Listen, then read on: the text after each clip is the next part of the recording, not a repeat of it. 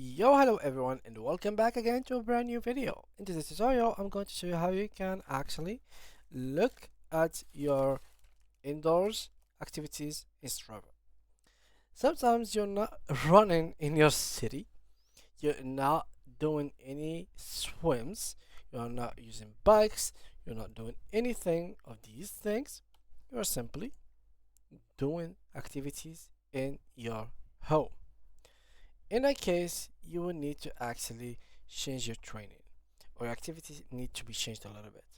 So when you try to add manual entry, first of all, the distance, you have to change it. So here there is a lot of options. So first, change the sport from run to workout. This is very important since the distance, as you can see, is removed and it has been changed because now we are not running, so there is no distance. So now we can do workouts.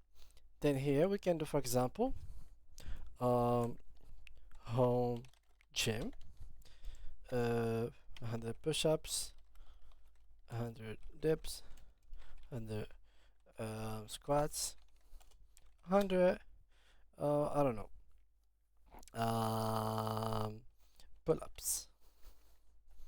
So this is something that you will usually need to do. So we can here change the time, 1 hour and a half.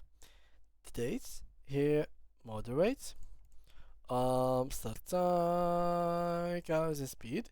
Then click on create. And just like that, we are now actually having our gym and basically our indoor activities connected in our Strava account.